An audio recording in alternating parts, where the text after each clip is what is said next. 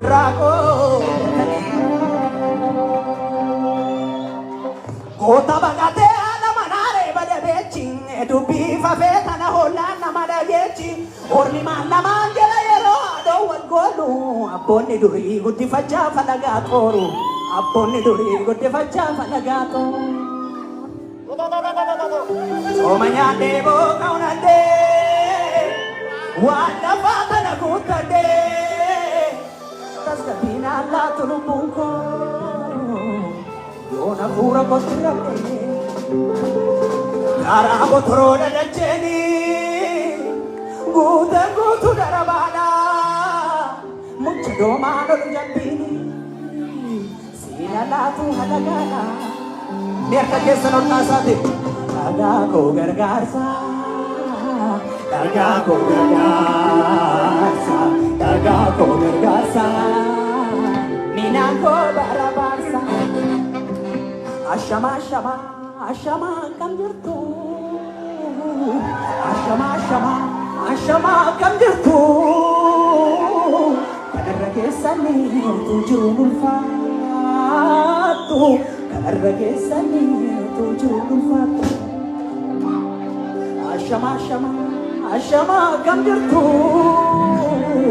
Ashama ashama ashama kam jirtu Kanarra keessani tujiru ulfaatu Kanarra keessani tujiru ulfaatu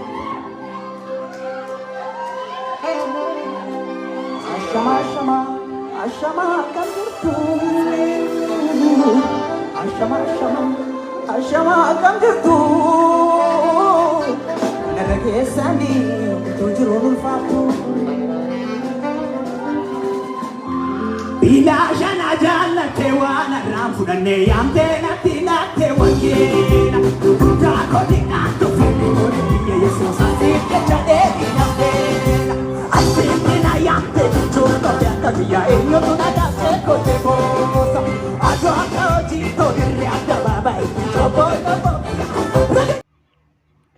Wanti amma waldaa kiristaanaa keessatti ta'u anaaf gaaffii guddaadha.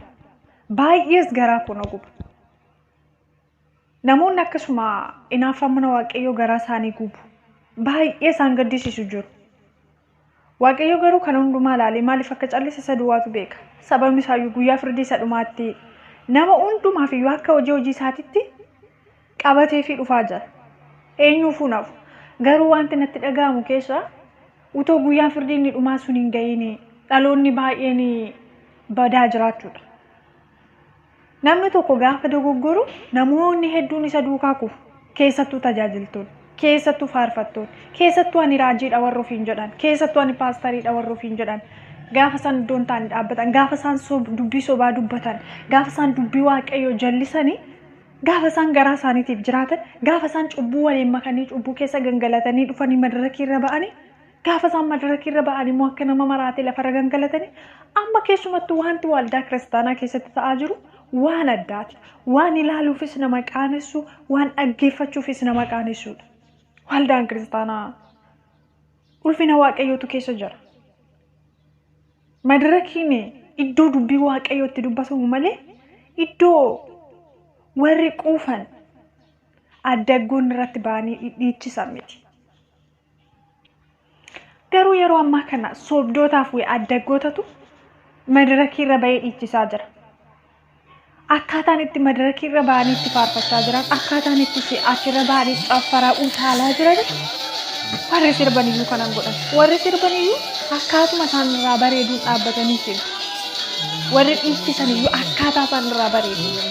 Kan garuu waldaa kiristaanaa keessatti faarfattoota warra jedhamaniin maqaan isaanii iddoon aarsaa waaqayyoo fokkisaa jiru, iddoon aarsaa waaqayyoo xuraa'aa jiru daangaadhuma darbe. Gaggeessitoonni waldaas afaan qabatanii ta'an. Maaliif firummaa barbaadu waan ta'e? Firummaa. Akkaataan itti waaqayyoo waaqeffamuu fi akkaataan itti madarakii irratti sagalee waaqayyoo dubbatamu akkaataa qaba, seera qaba. Garuu har'a quuftotatu madarakii irra ba'ee caffaraa jira. Warra seera hin beekne, warra ulfina hin beekne. Warra dhuma barbaadan dhufan dhaabbatanii dhuma barbaadan oolanii dhufantu Madarakirra bahee dhiichisaa jira, gangalataa jira madarakirra bahee. Dullaa qabatanii madarakirra bahu. Amma immoo jedhanii lafatti gadi gangalatanii gadi takkaa hudduudhaan gadi garagalanii takkaa mataadhaan gadi garagalanii takkaa luka ol dhaabanii takkaa gaggombifamanii. Ara bannaatachu. Sheemiidha kun. Guruma namaatti iyyuu hin tolu. Ija namaatti sarguudhaan tolu. Amma immoo sirbaa kallattumaan sirbaa jiru. Kaffaalee namichi jedhamu Waaqayyo karaa sirbaatiin natti dubbatee jedhe. Akkamitti Waaqayyo karaa sirbaatiin dubbata? Dhaloota burjaajaa ofii burjaajee dhaloota burjaajeessa. Waaqayyo karaa sirbaa akkamitti dubbata?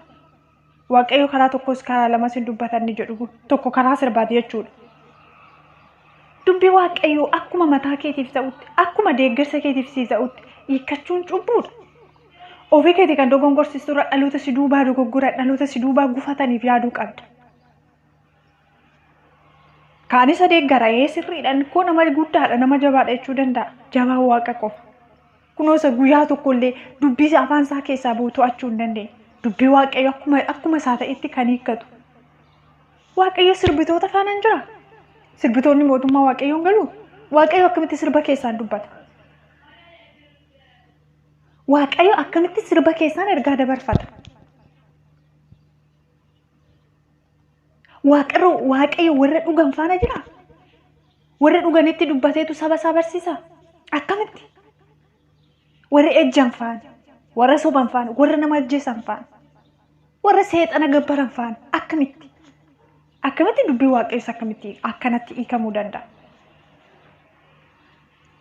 Ara dhalootan burjaajessiina, ofii burjaajooftanii, ofii karaarraa dabdanii, ofii dhugaa wallaaltanii dhaloota dhugaa wallaalchisiina, ofii salphattanii dhalootan salphisiina. Warra isin duukaa gufatuuf hangaddaan isin miti. Warra isin duukaa dogongoru, warra isin ilaaluuf hangadda. Maqaan keessan tajaajiltoota, garuu hojiin keessanii hojii seexanaati. Kan guyyaa hundaa sirba dhaggeeffata jechuudha. Waaqayyo sirba keessanitti dubbachuunsaa inni kan dhaggeeffatu sirba jechuudha, sirballee jechuudha. Borummoo waan biraa keessanitti dubbate jechuu danda'a. Kun waan jiruudha. Maaliif garuu gaafa namni takka harka isinii rukute kan isin ofirratti eeguu dadhabdan, kan isin deebitanii kuftan?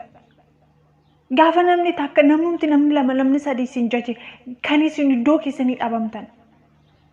Amma immoo faarfata Daawit Girmaa yeroo darbee jireenyi wuddiidha jedhee waa'ee barbarii fi zayitiiti garuu natti fakkaata. Jireenyi wuddiin kiristaanan ilaallatu. Gaafa sanas namni ganda keessanii, namni biyya keessanii waa'ee hafuuraa irrattis ta'e gandummaadhaan isa tokko ofitti qabdan isa tokko achi ofirraa qabdu. Kiristaanni waa'ee jireenya lafarraa faarsamti. Jireenyi Kiristoos iyyuu faarfamee dhumu. Jireenyi wuddii ta'uu dhiisee maal nama laallata?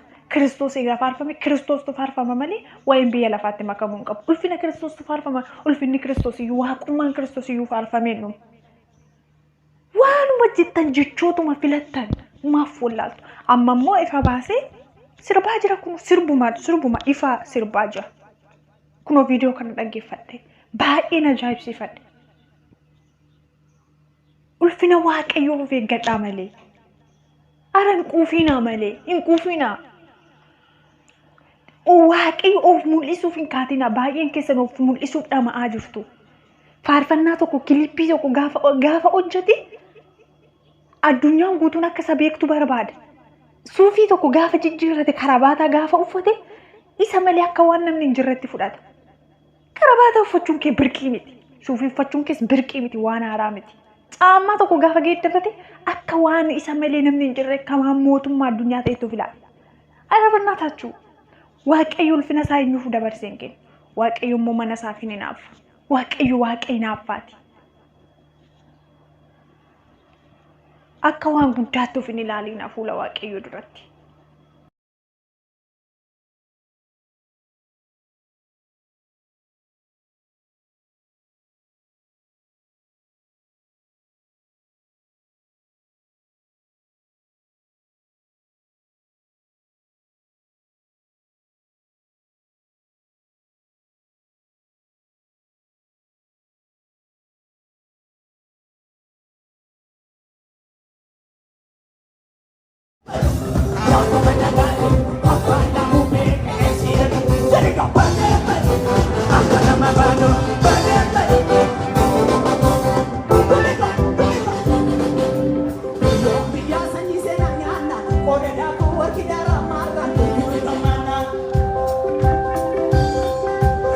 shulkutii ilmi moora saasa ane boofan falee jifuraasa dhiiga wal facaasa kanuma keechaa jiraanne arras geenye jiruu liqiifa qabuu dandeenye taasuma kees geenye olega jedhiga biyyoon biyyaa sanii seenaa nyaanna odegaa kuwaa kigaara marra duuti nuttammaanna abbaa shulkutii ilmi moora saasa ane boofan falee jifuraasa dhiiga wal facaasa